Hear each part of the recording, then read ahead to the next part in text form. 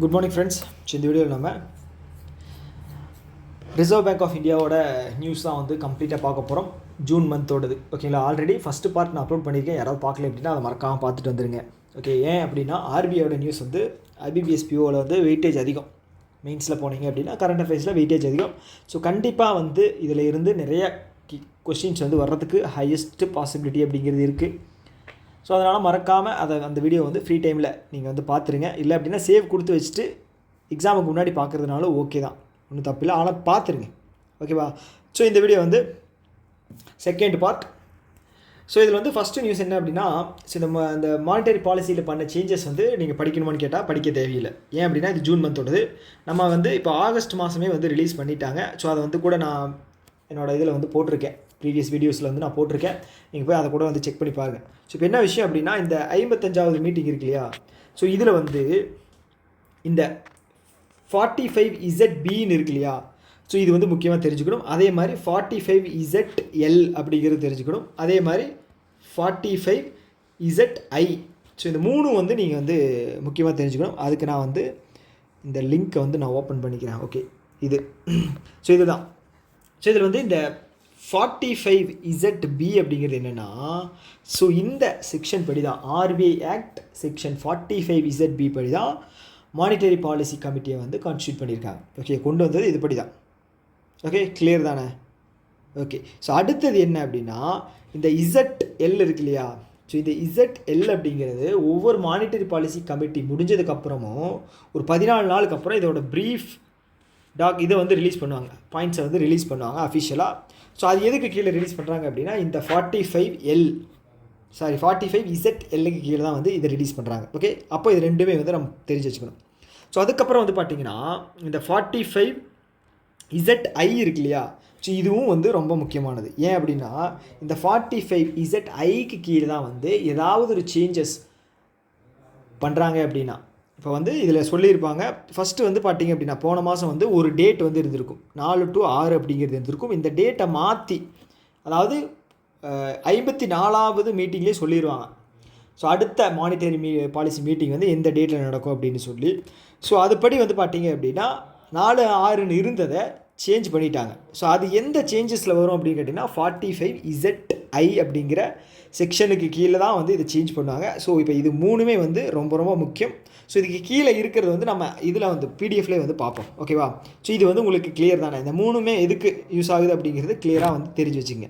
Okay okay monetary rates எல்லாம் வந்து பார்த்துட்டிங்க அப்படின்னா நம்ம அடுத்த இதில் வந்து பர்ஃபெக்டாக பார்த்துடலாம். ஓகேவா. ஓகே,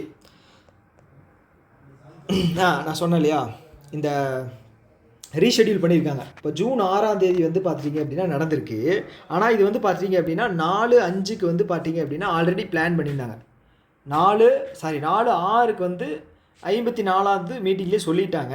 ஆனால் இப்போ வந்து 5/6 சேஞ்ச் பண்ணியிருக்காங்க இல்லையா. ஸோ இந்த சேஞ்சஸ் வந்து பார்த்திங்க அப்படின்னா செக்ஷன் 45ZI அப்படிங்கிற இதில் தான் வந்து சேஞ்ச் பண்ணியிருக்காங்க. அவ்வளோதான், ஆர்பிஐ ஆக்ட் படி. ஓகே, ஸோ இதில் சப்செக்ஷன்ஸ் நிறைய இருக்குது, அதெல்லாம் நமக்கு தேவையில்லை. ஓகே, சப்செக்ஷன்ஸ் வந்து அந்தளவுக்கு படிக்கணும்னு அவசியம் இல்லை, போதும். ஸோ அதுக்கப்புறம் இந்த கேஷ் ரிசர்வ் ரேஷியோ இருக்கு இல்லையா. ஓகே, ஸோ இது வந்து பார்த்துட்டிங்க அப்படின்னா 4 ட்ரான்ச்சாக வந்து சேஞ்ச் பண்ணுறதா சொல்லியிருக்காங்க. எவ்வளோ இருந்து 4ல் இருந்து 3% குறைக்கிறது. ஓகே, முடிவு எடுத்துட்டாங்க. ஆனால் குறைக்கிறது எப்போ குறைக்க போகிறாங்க அப்படின்னா செப்டம்பர் 6ல் ஸ்டார்ட் ஆக போகுது. ஓகேங்களா, செப்டம்பர் 6ல். ஒரு நிமிஷம்ங்க. ஓகே ஓகே என்னென்னா 100 பேசிஸ் பாயிண்ட் அப்படின்னா 1% வந்து கம்மி பண்ண போகிறாங்க. ஸோ இது எப்போ இருந்து அதாவது இம்ப்ளிமெண்ட் ஆக போகுது அப்படின்னா செப்டம்பர் 6ல் ஒரு 0.25 கம்மி பண்ணுவாங்க. அப்போ எவ்வளோ ஆகும், 3.75. அக்டோபர் 4ல் ஒரு 0.25, நவம்பர் 29. ஸோ இதுதான். ஓகேவா. ஸோ இப்படி பண்ணினதுக்கப்புறம் வந்து பார்த்திங்க அப்படின்னா 3.0% அப்படிங்கிறது வரும். ஓகே, ஸோ இந்த 3.0% அப்படிங்கிறது உங்களுக்கு தெரியும் இல்லையா. நெட் டிமாண்ட் அண்ட் டைம் லைபிலிட்டியோட 3.0% தான் வந்து ரிசர்வாக வைக்கணும். ஸோ இது என்னென்னு தெரியல அப்படின்னா நான் போன வீடியோலேயே நான் அதை கிளியராக எக்ஸ்பிளைன் பண்ணியிருப்பேன். ஈச் அண்ட் எவ்ரி டீட்டெயில்ஸ் வந்து நான் வந்து நான் கம்ப்ளீட்டாக எக்ஸ்பிளைன் பண்ணியிருக்கேன். மறக்காமல் பாருங்கள். அதனால தான் சொல்கிறேன், நான் அதை வந்து மறக்காமல் போய் பாருங்கள் அப்படிங்கிறேன். ஓகே ஓகே ஸோ அவ்வளோதான். ஸோ இதை பொறுத்தளவுக்கு வந்து பார்த்தீங்க அப்படின்னா இது எதுக்கு பண்ணுறாங்க அப்படின்னா மணி வந்து வெளியில் என்ன சொல்கிறது மார்க்கெட்டில் வந்து லிக்விடைஸ் பண்ணுறதுக்காக தான். ஓகே, பிஸ்னஸ் இது வந்து கம்மியாயிடுச்சு, ஜிடிபி ரேட்டு கம்மியாயிடுச்சு, இன்ஃப்ளேஷனும் ரொம்ப கம்மியாயிடுச்சு. அப்போ க்ரோத் அப்படிங்கிறது கொடுக்கணும் அப்படின்னா பணத்தை வந்து மக்கள் கையில் கொடுக்கணும். அதுதான் ஒரே வழி. அதுக்காக தான் இதை கம்மி பண்ணுறாங்க. ஸோ இந்த 1% வந்து கம்மி பண்ணுறதுனால என்ன ஆயிரும் அப்படின்னு நீங்கள் யோசிக்கலாம். இந்த 1% வந்து ரிசர்வை கம்மி பண்ணுறதுனால பேங்க்குக்கு வந்து 2.5 லட்சம் கோடி அப்படிங்கிற ஒரு அமௌண்ட் வந்து பார்த்தீங்க அப்படின்னா அவங்களுக்கு வந்து ஃப்ரீ ஆகும். எல்லா பேங்க்கும் சேர்ந்தது தான், ஷெட்யூல் கமர்ஷியல் பேங்க் எல்லாமே சேர்ந்தது தான். ஸோ அப்படி பார்க்கும்போது இந்த 2.5 லட்சம் கோடி வந்து பார்த்தீங்க அப்படின்னா பேங்க் யார்கிட்ட தருவாங்க அப்படின்னா லோனாக தான் தருவாங்க.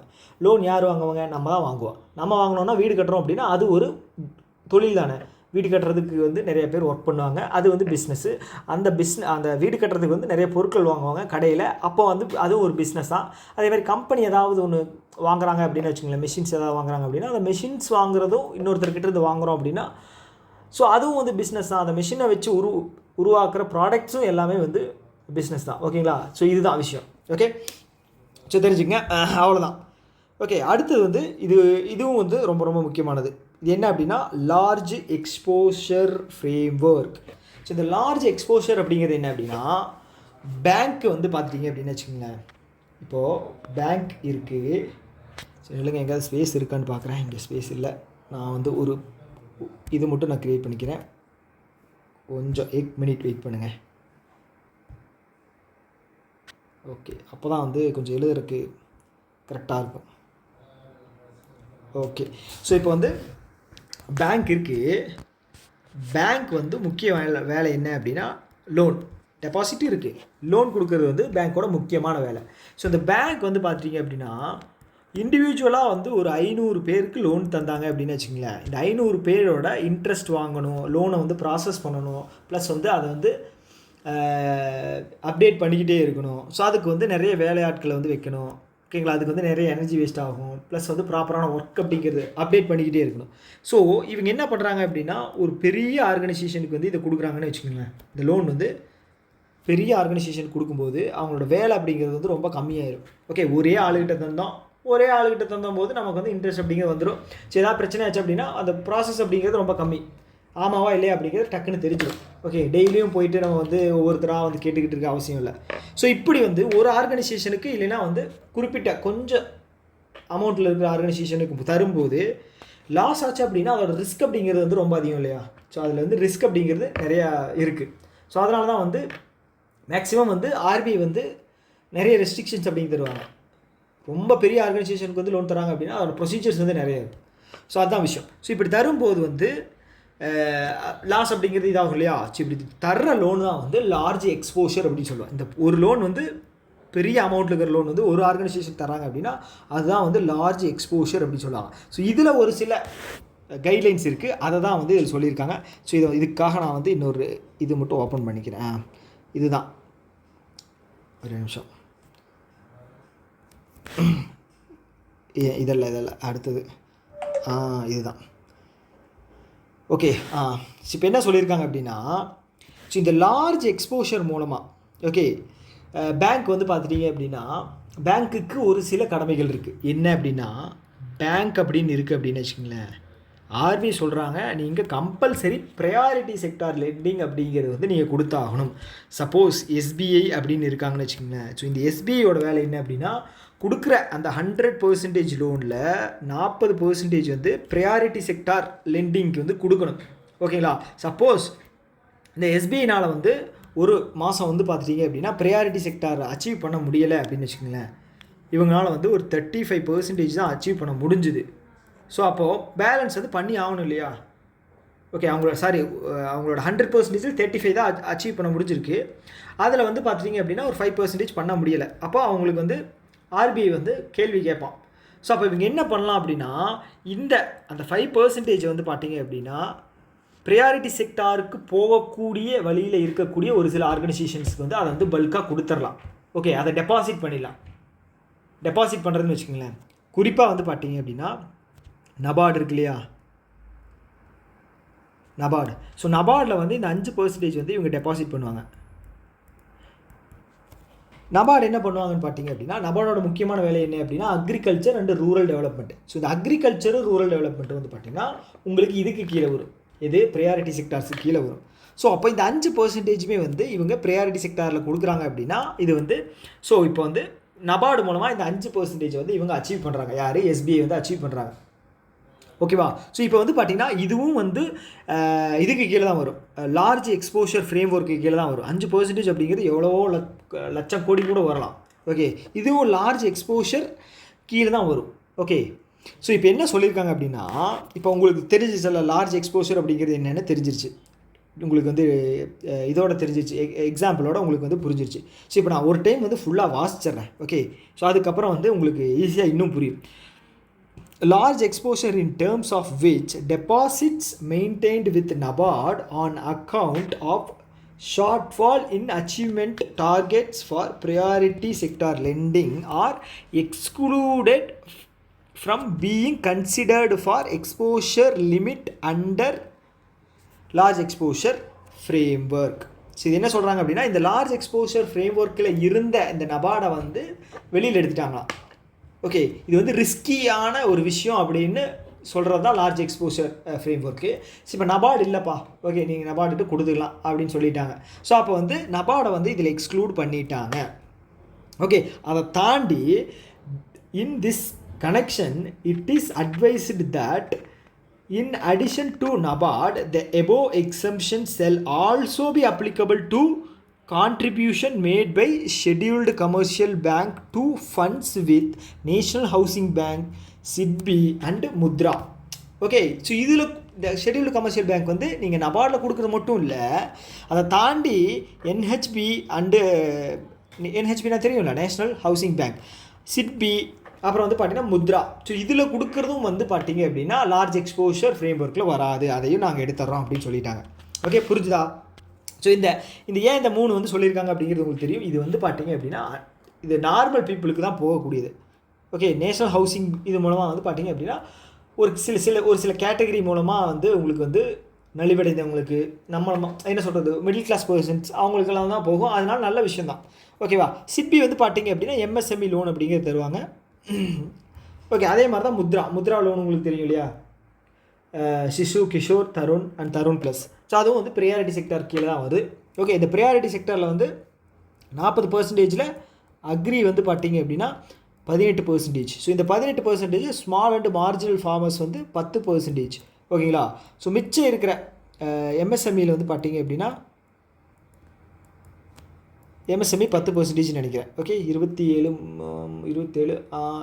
10% கிடையாது, 7.5 நினைக்கிறேன், 7.5 எம்எஸ்எம்இ. அதுக்கப்புறம் வந்து பார்த்தீங்க அப்படின்னா மிச்சம் இருக்கிறது வந்து ஒவ்வொன்றா வரும். ஓகே, வீக்கர் செக்ஷன், அதுக்கப்புறம் வந்து இவங்க எஸ்சி/எஸ்டி கேண்டிடேட்ஸு, அப்புறம் எஸ்சி/எஸ்டி பாரோவர்ஸ், அப்புறம் வந்து பார்த்தீங்கன்னா உமன் லெட் என்டர்பிரனர்ஸ், அப்புறம் வந்து எஜுகேஷன் லோன் வரும், அதுக்கப்புறம் வந்து பார்த்திங்கன்னா ஒரு சில சின்ன லோன்ஸ் வரும். ஓகேவா? ஸோ இதுதான் விஷயம். ஓகே, அதனால் இதையும் வந்து எக்ஸ்ப்ளோர் பண்ணிட்டாங்க. இதுக்கப்புறம் ஏதாவது பேங்க் வந்து உங்களுக்கு ஷார்ட்டேஜாக இருக்குது அப்படின்னா நீங்கள் இது மூலமாக வந்து சாட்டிஸ்ஃபை பண்ணிக்கலாம் அப்படின்னு தான் சொல்கிறது இந்த ஒரு டிராஃப்ட். ஓகேவா? ஓகே, ஸோ அடுத்தது நம்ம அடுத்த நியூஸ் போயிடலாம். ஸோ அடுத்த நியூஸ் என்ன அப்படின்னா, இன்ஆப்ரேட்டிவ் அக்கௌண்ட், அது வந்து பார்த்தீங்க அப்படின்னா அதுக்கான ஒரு டிராஃப்ட் அப்படிங்கிற இதை வந்து ரிலீஸ் பண்ணியிருக்காங்க. ஓகே, கேஒய்சியை வந்து எப்படி அப்டேட் பண்ணணும் அப்படிங்கிறத வந்து சொல்லியிருக்காங்க. ஓகே, அதுக்கு முதல்ல நீங்கள் இன்ஆப்ரேட்டிவ் அக்கௌண்ட் அப்படிங்கிறது என்னன்னு தெரிஞ்சுக்கணும். ஓகே, இந்த இன்ஆப்ரேட்டிவ் அக்கௌண்ட்டுக்கு முன்னாடி நீங்கள் இன்ஆக்டிவ் அப்படிங்கிற ஒரு அக்கௌண்ட் இருக்குது. Inactive account and inoperative account. So இந்த இன்ஆக்டிவ் அக்கௌண்ட் அப்படிங்கிறது என்னென்னா, கிட்டத்தட்ட 1 வருஷத்துக்கு மேலே இருக்கிற, ஓகேங்களா, 1 வருஷத்துலேருந்து 2 வருஷத்துக்குள்ளே இருக்கிற அக்கௌண்ட் இருக்கு இல்லையா, அதில் இருக்கிற அமௌண்ட்டை வந்து எதுவுமே யூஸ் பண்ணாமல் இருக்காங்க. ஓகே, எந்த ஒரு டிரான்சாக்ஷனுமே இல்லை, எதுவுமே இல்லை அப்படிங்கும்போது இந்த அமௌண்ட்டை வந்து பார்த்தீங்கன்னா இன்ஆக்டிவ் அப்படின்னு வந்து சொல்லிடுவாங்க.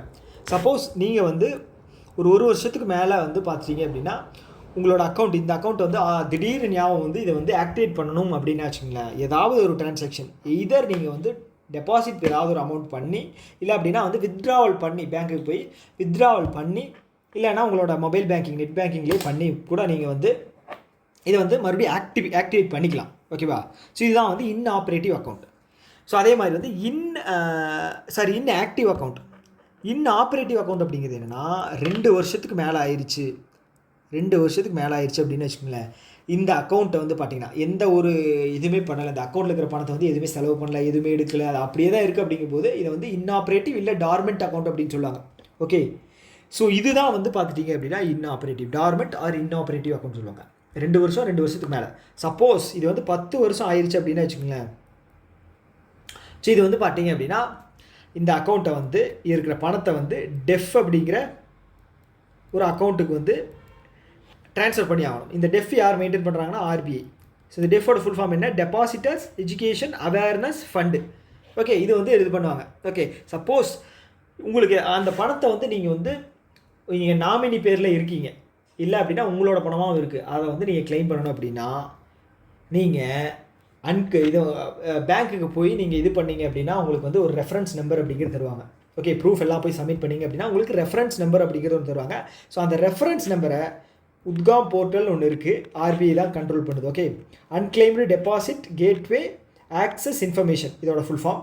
ஸோ இதில் போய் நீங்கள் உங்களோட கிளைமை வந்து எப்போ கிடைக்கும் அப்படிங்கிறத வந்து நீங்கள் வந்து செக் பண்ணிக்கலாம். ஓகே, அப்ளை பண்ணி இது பண்ணிக்கலாம். ஓகே, எப்போ வரும் அப்படிங்கிற மாதிரி நீங்கள் செக் பண்ணி இது பண்ணிக்கலாம். ஓகே, வாங்கிக்கலாம். ஸோ இதுதான் வந்து இன்ஆப்ரேட்டிவ் அக்கௌண்ட். ஓகேங்களா?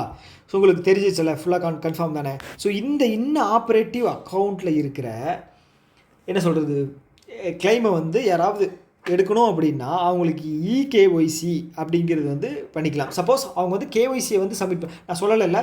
இந்த இன்ஆப்ரேட்டிவ் அக்கௌண்ட்டை வந்து பார்த்தீங்க அப்படின்னா நீங்கள் அதாவது ஆக்டிவேட் பண்ணணும் அப்படின்னா நீங்கள் என்ன பண்ணணும் அப்படின்னா உங்களோட பிரான்ச்சுக்கு போய் உங்களோட டீட்டெயில்ஸ் வந்து கொடுத்தீங்க அப்படின்னா நோ யுவர் கஸ்டமர், இதுக்கு கீழே இருக்கிற ஆதார், அவங்க பேங்க் கேட்குற எல்லா ஃபார்மையும் கொடுத்து நீங்கள் தான் இந்த பேங்க்கோட அக்கௌண்ட்டோட சொந்தக்காரங்க அப்படின்னு சொல்லி இது பண்ணிட்டீங்க அப்படின்னா அது ஆக்டிவேட் ஆயிடும். ஓகே, ஸோ இது வந்து பார்த்துட்டிங்க அப்படின்னா என்ன சொல்லியிருக்காங்க அப்படின்னா ஒரு டைம் வாசிச்சிட்றேன். These amendments effective immediately mandate banks to provide KYC updation facility for activation of inoperative accounts and unclaimed deposit at all branches including non home branches. Okay, so இது வந்து பார்த்தீங்க அப்படின்னா இந்த அக்கௌண்ட்டுக்கு வந்து சீக்கிரமாக வந்து நீங்கள் குயிக்காக அவங்களுக்கு வந்து பண்ணி கொடுக்கணும். கேஒய்சி வந்து இதை ப்ரையாரிட்டியாக கொடுத்து இது வந்து பண்ணணும்.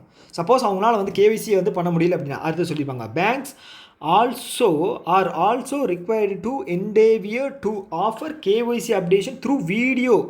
Okay, VKYC. ஓகேங்களா? வீடியோ மூலமாக அவங்களுக்கு எப்படியாவது அப்டேட் பண்ணி நீங்கள் வந்து அவங்களோட இதை வந்து ப்ராசஸ் வந்து குயிக்காக பண்ணணும். ஓகேவா? ஏன்னா வந்து பெண்டிங் நிறைய இருக்கு இல்லையா? ஸோ அதனால் இந்த வருஷம் எவ்வளோ வந்திருக்கு? 67 கோடி நினைக்கிறேன், 67 கோடின்னு நினைக்கிறேன். போன வருஷம் வந்து 78 கோடி வந்துச்சு. ஓகேவா? சாரி, 78,000 கோடி. இந்த வருஷம் 67,000 கோடின்னு நினைக்கிறேன்.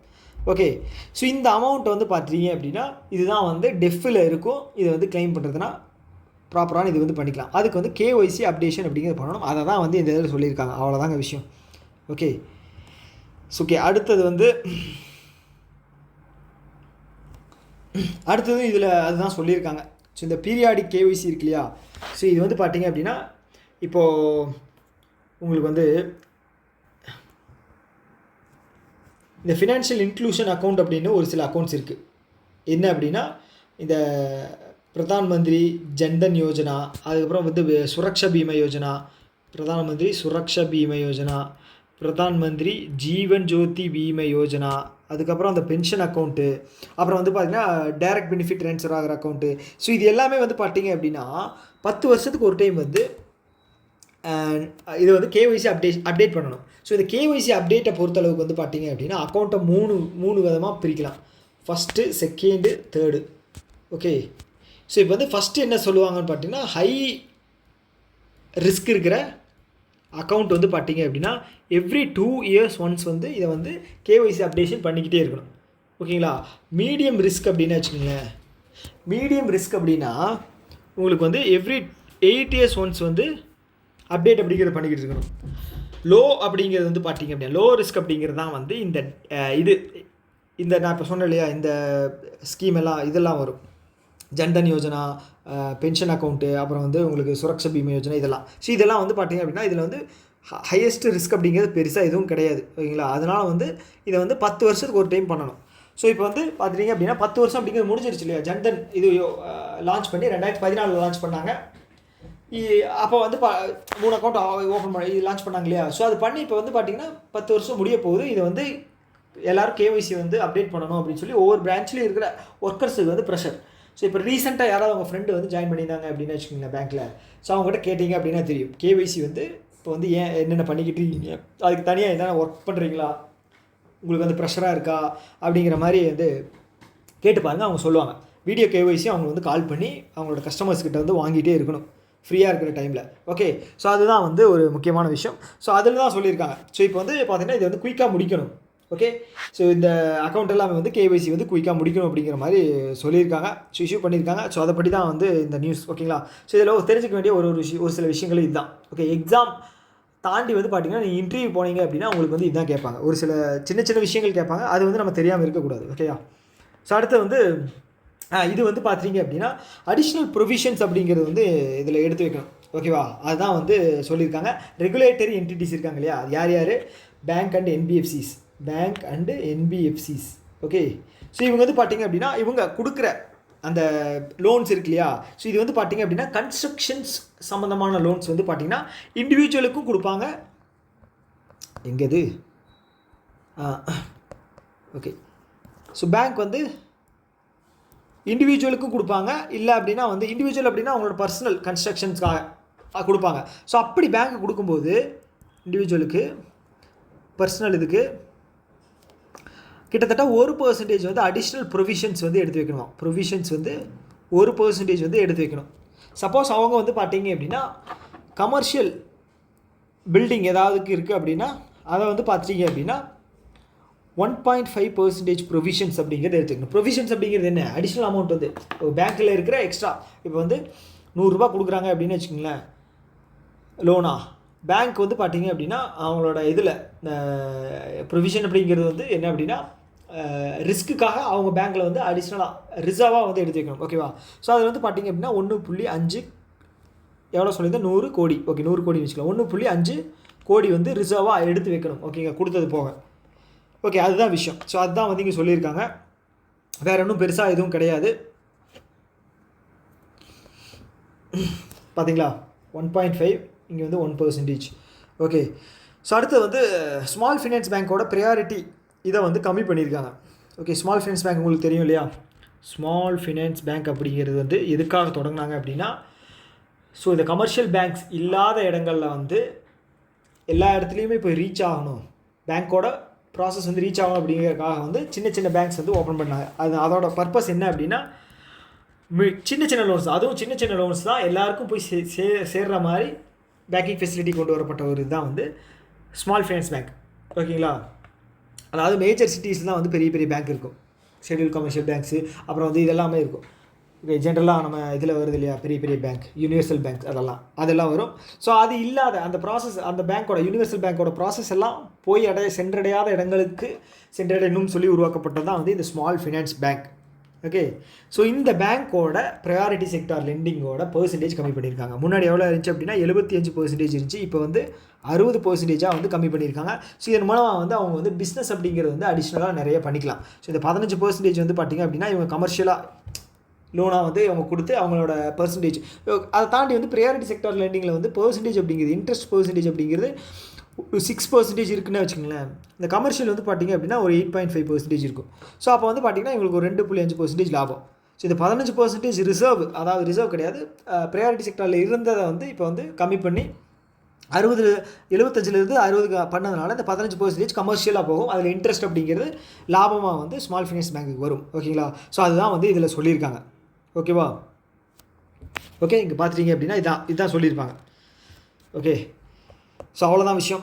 அடுத்து வந்து பார்த்திங்கன்னா இந்த ஆதார் எனேபிள்டு பேமெண்ட் சிஸ்டம் இருக்கு இல்லையா, இது டச் பாயிண்ட் ஆப்ரேட்டர். இது டச் பாயிண்ட் ஆப்ரேட்டர் அப்படின்னா ஒன்றும் இல்லைங்க, அடிஷ்னலாக வந்து இப்போ பிரான்ச்செல்லாம் போனீங்க அப்படின்னா உங்களுக்கு சின்ன சின்ன வேலை ஏதாவது பண்ணணும், ட்ரான்ஸ்ஃபர் பண்ணணும் அப்படின்னா பக்கத்தில் இருந்துட்டு அவங்க வந்து ஈஸியாக வந்து இதை வேலையை பண்ணி கொடுப்பாங்க.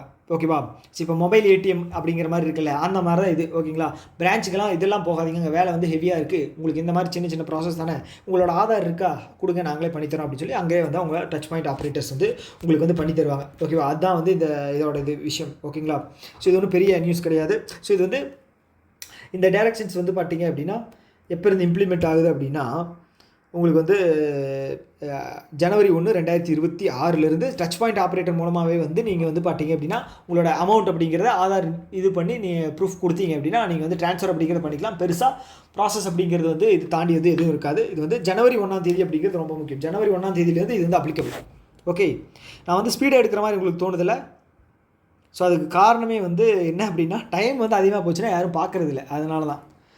ஸோ எனக்கும் வந்து கொஞ்சம் கஷ்டமாக தான் இருக்குது ஸ்பீடாக எடுக்கிறது, வந்து இன்னும் டீட்டெயிலாக எக்ஸ்பிளைன் பண்ண முடியாதே அப்படின்னு சொல்லி, வேறு வழி இல்லைங்க.